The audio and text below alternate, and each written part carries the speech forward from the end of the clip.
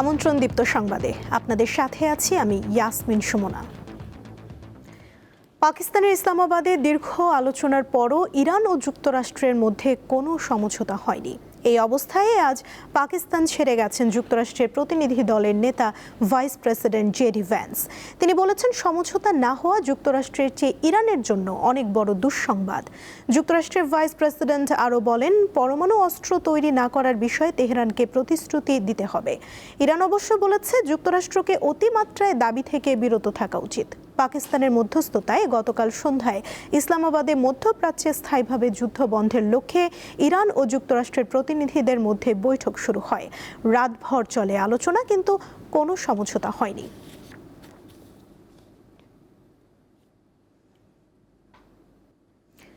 ঢাকা উত্তর ও দক্ষিণ সিটিতে আজ থেকে শুরু হচ্ছে হামের টিকাদান কর্মসূচি। ঢাকা দক্ষিণ সিটির নগর ভবনে এর উদ্বোধন করবেন স্বাস্থ্যমন্ত্রী সরদার শাখাউত হোসেন। আমরা যাচ্ছি সেখানে।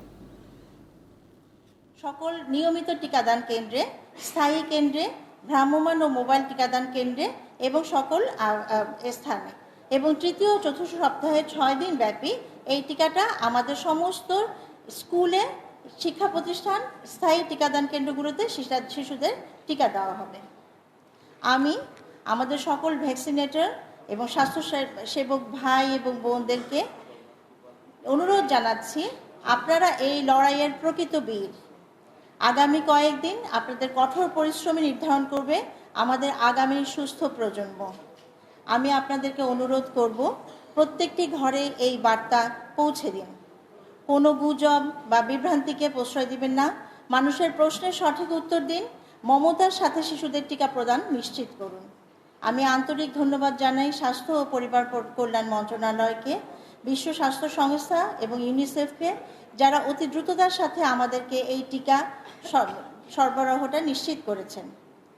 আমাদের দক্ষিণ সিটি কর্পোরেশনের প্রশাসনিক বিভাগ, আমরা এই টিকাদান কেন্দ্রগুলিকে পরিচ্ছন্ন এবং সুশৃঙ্খলতার মাধ্যমে এই ক্যাম্পিংটাকে সুন্দরভাবে সার্থক এবং সাফল্যমণ্ডিত করতে চাই। জনস্বাস্থ্য একক কোনো বিষয় নয়, এটি একটি সম্মিলিত দায়বদ্ধতা। আসুন আমরা সবাই মিলে ঢাকা দক্ষিণ সিটি কর্পোরেশনকে হাম ও রুবেলা মুক্ত করে একটি আদর্শ নগরীকে হিসাবে গড়ে তুলি। ধন্যবাদ সবাইকে।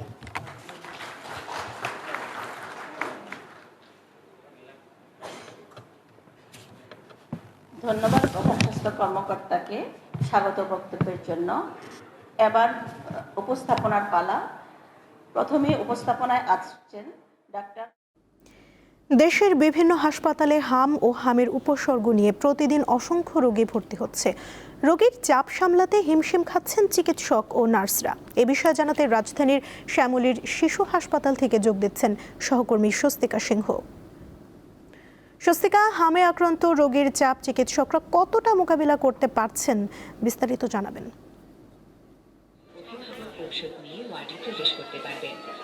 রোগীর স্বজনদের হাসপাতালের ভিতরে শ্যামলীর শিশু হাসপাতালে যে জরুরি বিভাগ রয়েছে সেই জরুরি বিভাগে রয়েছে এবং ঠিক আপনি যে কথাটি বলছিলেন যে শিশুদের বা যারা এই হামের উপসর্গ নিয়ে আসছেন তাদের যে চিত্র, সেই চিত্রটি আমি একটু দেখানোর চেষ্টা করছি আমার ক্যামেরার মাধ্যমে। এখানে আসলে রোগীদের চাপ সামলানো এবং সকাল 7টা থেকেই কিন্তু রোগীদের এই যে সেবা দানের যে বিষয় বা যারা এখানে ভর্তি রয়েছে তাদের সাথে দেখা করা এবং যাবতীয় যে বিষয়গুলো, সেই বিষয়গুলো কিন্তু সকাল 7টা থেকে শুরু হয় এবং 7টার পর থেকেই কিন্তু এখানে যে সেবার যে বিষয়টি রয়েছে সেই বিষয়টি শুরু হচ্ছে। এবং এই হাসপাতালে কিন্তু যেহেতু শিশু হাসপাতাল রয়েছে, সেই জায়গা থেকে কিন্তু এই হাসপাতালে যারা শিশু ভর্তি রয়েছে তাদের জন্য আলাদাভাবে যাতে সেইভাবে চিকিৎসা দেওয়া হয় এবং তারা যাতে যারা সুস্থ হয়ে বাড়ি ফিরে যাচ্ছেন তাদের সেই জায়গাটি থেকে যেভাবে ডাক্তাররা খুব ভালোভাবে দেখছেন, আবার যারা নতুন রোগী আসছেন তাদের ক্ষেত্রেও কিন্তু সেইভাবেই আসলে সেই সেবা দানের ক্ষেত্রে যাতে কোনো সমস্যা না হয় সেই ব্যবস্থাই কিন্তু করা হচ্ছে। এবং এই হাসপাতালে কিন্তু এখনও জরুরি বিভাগের সামনে অনেক শিশু রয়েছে যারা কিন্তু এই হাসপাতালের কেউ অনেকেই এসেছেন যারা জরুরি বিভাগের সামনে অপেক্ষা করছেন। কেউ সুস্থ হয়ে বাড়ি ফিরেছিলেন, কিন্তু পুনরায় ডাক্তার আসতে বলেছেন চেক আপের জন্য, সেই জন্য এসেছেন। আবার কিন্তু অনেকে নতুন উপসর্গ নিয়ে এসেছেন।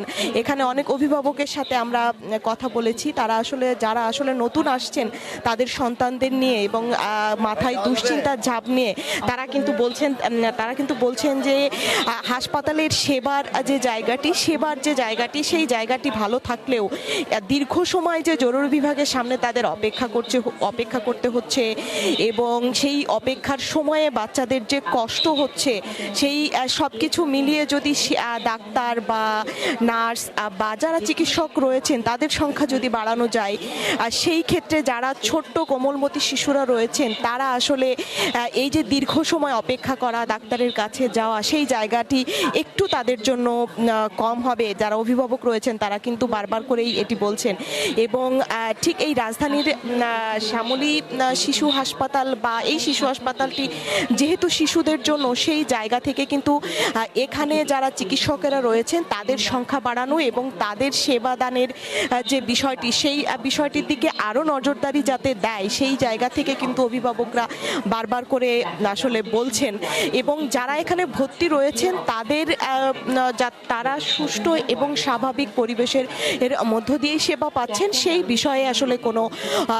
বিষয়ে যারা ভর্তি রয়েছেন তারা কিন্তু আসলে বলছেন। এবং এখানে যারা জরুরি বিভাগে কর্মরত চিকিৎসকেরা রয়েছেন তারা কিন্তু বলছেন যে যেহেতু হাম বর্তমান সময়ের একটি সমস্যায় পরিণত হয়েছে, তারা চেষ্টা করছেন যে যারা এখানে আসছেন তাদেরকে সঠিক সেবা এবং সঠিক চিকিৎসা দেওয়ার জন্য, এবং তাদের যে চিকিৎসকদের সংখ্যা বাড়ানোর যে বিষয়টি, তারা আসলে বলছেন যে তারা কর্তৃপক্ষের সাথে এই বিষয়ে কথা বলবেন বা এখনো যে পরিমাণে বাড়তি সংখ্যা রয়েছে আরও যাতে বাড়ানো যায় চিকিৎসকদের সংখ্যা, সেই জায়গা থেকেও তারা বিষয়গুলো কিন্তু আসলে বিবেচনায় রাখবেন। এবং আপনাকে একটু জানিয়ে রাখি, গত 24 ঘন্টায় কিন্তু ঢাকা বিভাগে হামে আক্রান্ত হয়ে একজন শিশু মারা গিয়েছে এবং সেই সময়ে কিন্তু সিলেট বিভাগেও এই হামের যে সন্দেহজনক যে অবস্থান রয়েছে, সিলেটেও কিন্তু গতকাল একজন মারা গিয়েছে এবং রাজশাহীতেও কিন্তু হামের যে প্রাদুর্ভাব রয়েছে সেটি কিন্তু বাড়তি রয়েছে। এই ছিল শ্যামলী শিশু মেলা থেকে আমার কাছে সর্বশেষ। সুমনা। স্বস্তিকা, ধন্যবাদ আপনাকে। দর্শক, এ বিষয়ে আরও জানাতে মাতুয়াইল মাতৃ সদন হাসপাতাল থেকে যুক্ত আছেন আমাদের আরেক সহকর্মী সোহাগ আহমেদ। সোহাগ, হামে আক্রান্ত রোগীর চাপ কেমন দেখছেন সেখানে, জানাবেন।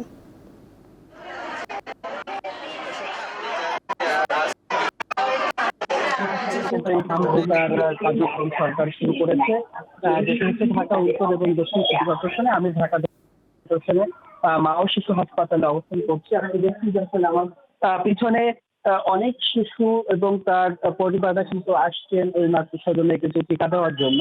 তো এই বছর কিন্তু আপনার 6 মাস থেকে প্রায় 5 বছর বয়সী 12,19,957 শিশুকে কিন্তু টিকা দেওয়ার জন্য নির্ধারণ করেছে স্বাস্থ্য মন্ত্রণালয়।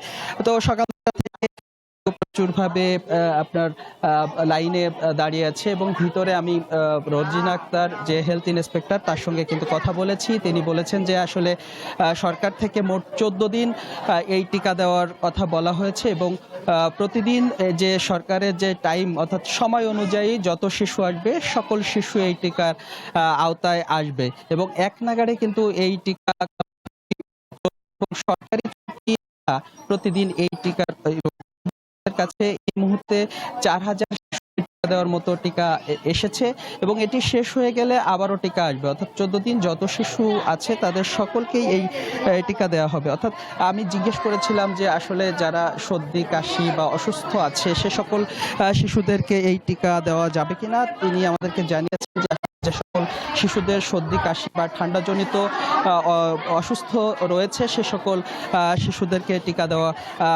যাবে না। তো এবং অন্যান্য জায়গা থেকে যখন টিকা নিয়েছে এখান থেকেও কিন্তু তারা আবার টিকা নিতে পারবেন বলে জানিয়েছেন। আপনি দেখছেন যে আসলে এখানে কাজ করছে এবং প্রচুরভাবে চাপ রয়েছে। আমরা ভিতরের অবস্থা দেখি যে আসলে বাচ্চাদেরকে কিভাবে টিকা দেওয়া হচ্ছে। আমরা একটু কাছ থেকে যদি দেখাতে চাই, যে আসলে এখানে পর্যাপ্ত পরিমাণে টিকা রাখার জন্য যে সমস্ত বিষয় রয়েছে, এখানে কিন্তু পর্যাপ্ত পরিমাণে টিকার কথা বলেছেন স্বাস্থ্য যে ইন্সপেক্টর তিনি, এবং এখানে টিকা রাখার জন্য যথেষ্টভাবে ফ্রিজিং এবং সুরক্ষার জন্য খুব ব্যবস্থা রাখা হয়েছে। জি, এই ছিল সবশেষ শিশু হাসপাতাল থেকে। রাজধানীর শ্যামলীতে দেশের নামকরা কিডনি বিশেষজ্ঞ অধ্যাপক ডাক্তার কামরুল ইসলামের সিকেডি হাসপাতালে চাঁদাবাজির অভিযোগ উঠেছে। যুবদলের সাবেক নেতা মঈনুদ্দিন দলবল নিয়ে কাজ করছেন বলে অভিযোগ করেন ওই চিকিৎসক। হাসপাতালটির ভেতরে বাইরে মঈন মব সৃষ্টি করেছেন বলেও অভিযোগ রয়েছে। নিজের সারা জীবনের উপার্জিত অর্থ আর শ্রমে গড়ে তুলেছেন স্বল্পমূল্যে কিডনি প্রতিস্থাপনের বাতিঘর সিকেডি হাসপাতাল। তিনি অধ্যাপক ডাক্তার কামরুল ইসলাম। তার কাছে চিকিৎসা নেওয়া অনেকে বলেছেন, এই চিকিৎসকের কাছে টাকার চেয়ে রোগীর জীবনের মূল্য অনেক বেশি। স্বাধীনতা পদকপ্রাপ্ত ডাক্তার কামরুল ইসলাম ও তার দল এখন পর্যন্ত 2000-এরও বেশি কিডনি সফলভাবে প্রতিস্থাপন করেছেন।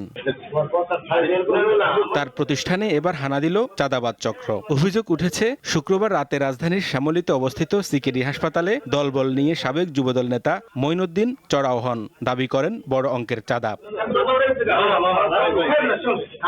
অভিযোগ রয়েছে জুলাই গণঅভ্যুত্থানের পর থেকে নানাভাবে ভয়ভীতি প্রদর্শনের মাধ্যমে হাসপাতালটি থেকে চাঁদা দাবি করে আসছেন মঈন। ডাক্তার কামরুল ইসলামকে আওয়ামী লীগ ট্যাগ দিয়ে হাসপাতালের সামনে মব তৈরির অভিযোগ রয়েছে তার বিরুদ্ধে।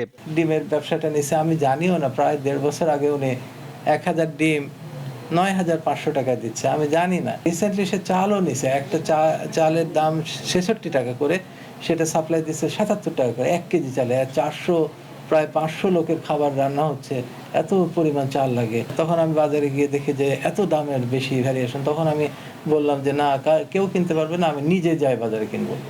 এটাতে এসে রাগ। এখন কে ইনফরমেশন স্যারকে দিল, স্যার এটা কেন বন্ধ করলো, তাকে জিম্মি করো, তাকে আটকাও, তাকে এই করো, ভয় ভীতি দেখান, এই হচ্ছে এর ব্যাকগ্রাউন্ড। কোনো ডকুমেন্ট নাই, আননেসেসারি একটা যাত্রার নামে 5 লক্ষ টাকা ওর কাছে পায়, 10 লক্ষ টাকা এর কাছে পায়, এই ধরনের জিনিস বললে তো হবে না। তিনি বলেন, চাঁদাবাজির ঘটনা আইন শৃঙ্খলা রক্ষাকারী বাহিনীকে জানালেও কোনো ব্যবস্থা নেওয়া হয়নি। গত 29/3/2026 তারিখেও উনি এই হাসপাতালে এসে এক কর্মচারীকে হুমকি প্রদান ও উত্তেজনাপূর্ণ পরিবেশ তৈরি করে। এর প্রেক্ষিতে আমি 30 তারিখে শেরেবাংলা নগর থানায় জিডি করা হলে, যার নাম্বার 2266।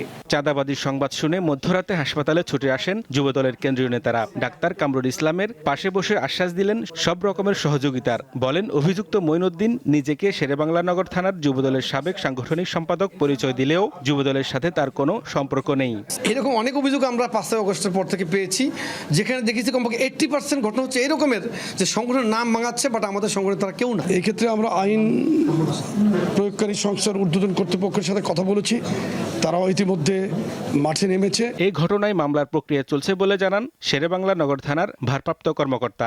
মানবিক কাজের পথে এমন বাধা সৃষ্টি হলে দেশের চিকিৎসা ব্যবস্থা হুমকির মুখে পড়বে, এমনটাই মনে করছেন সচেতন মহল।